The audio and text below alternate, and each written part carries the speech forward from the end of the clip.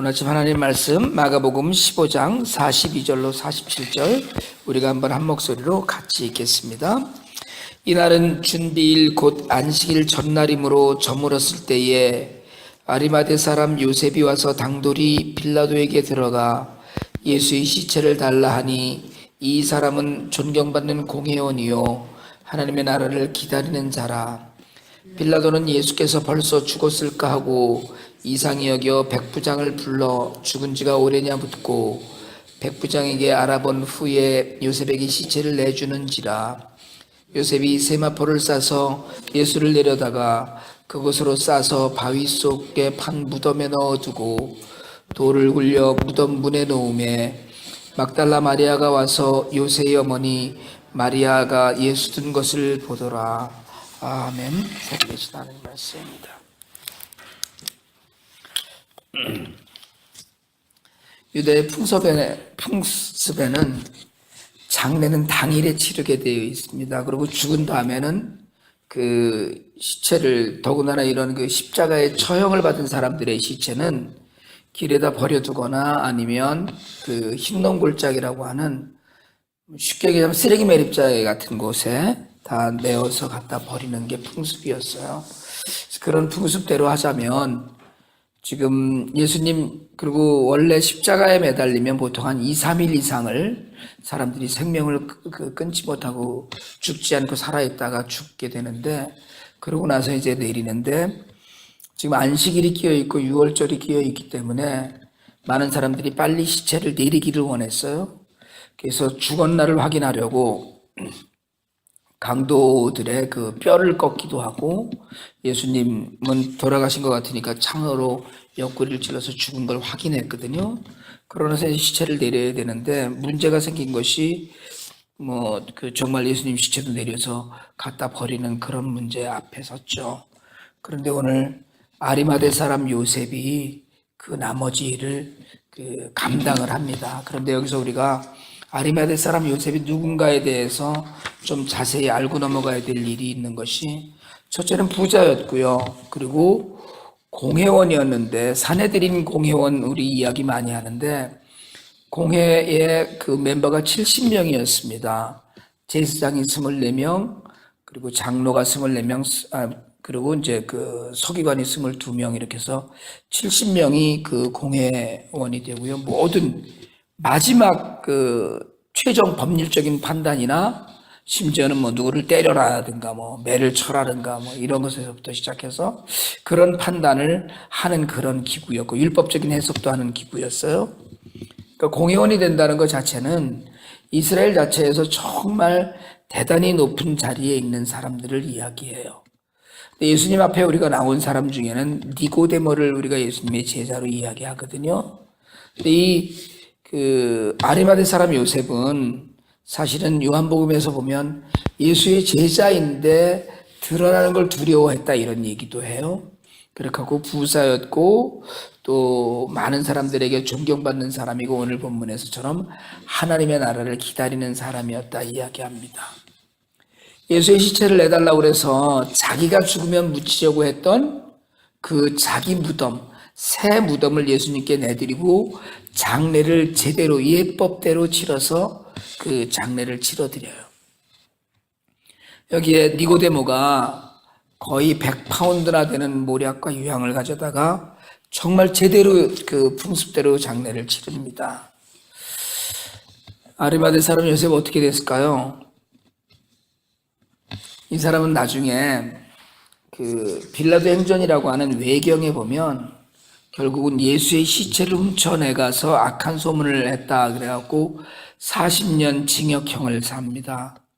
40년 징역형을 사는데 예수님이 오셔서 이제 그 전설 같은 이야기죠. 사실은 성배를 주시고 그 예수님의 그 잔을 주시고, 그리고 그 감옥에 있는데 매일 새가 한 마리씩 날아와서 빵을 공급했다, 이런 그 외경에는 그런 이야기가 있고, 감옥에서 나온 이후에 다 늙어서 나왔을 거 아니에요. 나온 이후에 아들과 처남을 데리고 영국에 가서 그 교회를 세웠다, 이런 전설이 있습니다. 사실은 아리마대 사람 요셉을 생각할 때마다 저는 사실은 마음에 한 군데 굉장히 찐하고, 그리고 우리가, 예수를 믿는 우리가 이 사람에게 빚졌다라는 생각을 참 많이 해요. 자신의 지위나 가진 그 부유함, 재산이나 또 자신의 모든 명예를 볼 때 예수님의 그 장례를 그렇게 나서서 치를 수 있는 그런 환경이 아니었어요. 더군다나 이 사람이 예수를 믿는 제자의 한 사람이었는데 드러내는 것, 남들에게 그 드러내는 것을 그렇게 좋아하지 않고 몰래 숨어서 예수를 믿는 사람이었는데, 지금 예수님 돌아가셨거든요. 십자가에 달려서 돌아가시고 부활의 소망을 그동안 쭉 제자들에게도 말씀하셨지만 그런 징조조차 보이지 않았거든요. 그럼에도 불구하고 이제 소망이 다 끊어진 시체를 자기가 모시겠다고 나선 거예요. 여러분, 이런 일은 정말 우리가 믿음을 가진 본이 무엇인지를 알게 확인하는 길입니다. 쉽게 얘기하자면 완전히 소망이 끊어졌는데도 불구하고 결코 예수를 버려둘 수 없는, 그런 예수를 믿고 내가 나설 때가 바로 이때다. 아무것도 더 이상은 예수를 믿어서 병고침을 받는다거나 무슨 오병의 기적이 일어난다거나 자기 삶에 대단한 권력이 주어진다거나 이런 일이 아니고, 완전히 무너질 때 이때가 내가 나서야 될 때라구나 하는 생각을 요셉이 한 거예요.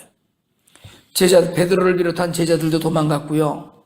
그저 남아있다고는 아무 힘없는 여자들만 남아있는 그런 환경 가운데서 망설이지 않고 나서서 시체 달라고 하고, 얼마나 많은 사람들이 지금 눈을 부릅뜨고 그 눈여겨보고 있을 환경인데 다 버리고 간 예수를 거두어요. 아무런 혜택도 기대할 수 없는 환경이었어요.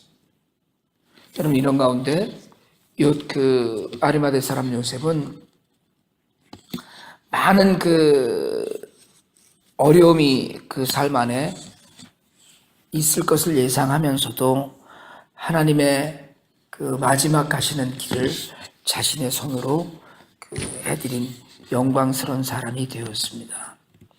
예수를 믿으면서 정말 헌신과 봉사를 다른 일에 쓸 것이 아니고 예수님의 십자가 앞에서 정말 소망이 다 끊어진 것 같은 곳에 우리의 삶과 우리의 마음을 좀 드릴 수 있게 되기를 원합니다. 사실은 우리도 계산하고 예수를 믿기도 하고요.